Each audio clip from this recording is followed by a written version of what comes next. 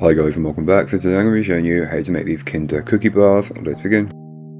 To get started on the recipe, you'll want to grab yourself a large mixing bowl and place in your room temperature butter, followed by the light brown sugar and then the granulated white sugar, and mix together until they are lighter and fluffier in colour and consistency. This does take around 5 to 7 minutes depending on the environment that you're in, but just keep mixing until it's lighter and fluffier.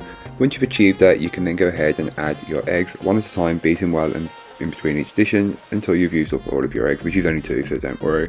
Then you can go ahead and add in the vanilla extract as well and mix that in until it's fully incorporated, and just keep mixing, and you will notice that the mixture has become a lot lighter and fluffier, completely normal and what you're looking for.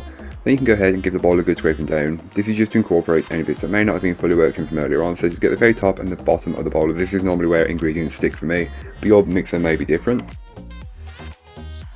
Add in the flour and the chocolate and mix on a low speed to start with, working you up to a medium-high speed, and just mix until you have a kind of sticky looking dough come together. Once you've done that, you can go ahead and give the bowl one final scraping down. This is just to incorporate any bits of dry ingredients that may not have been fully worked in from earlier on, so don't forget to really incorporate them as you don't want any traces of raw flour in your mixture. Then grab your 9x9 inch brownie pan, which has been lined with some parchment paper, and transfer the cookie dough into it bit by bit, or you can just add it all in, but I was adding it bit by bit because it was easier.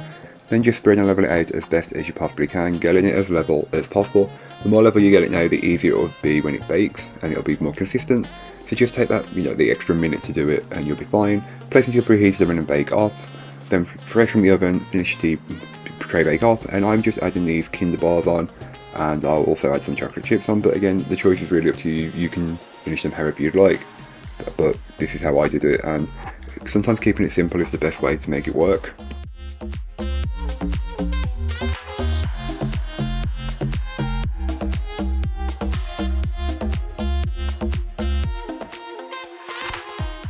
So now it's time to cut them up. I'm cutting mine into 9 portions, but feel free to cut yours into more or less. It really depends on how many people you want to serve or how many pieces you want. I put 9 Kinder bars on, so I'm going with 9 portions, but again, the option is up to you, so just keep that in mind. If you wanted more portions, you could add more decoration.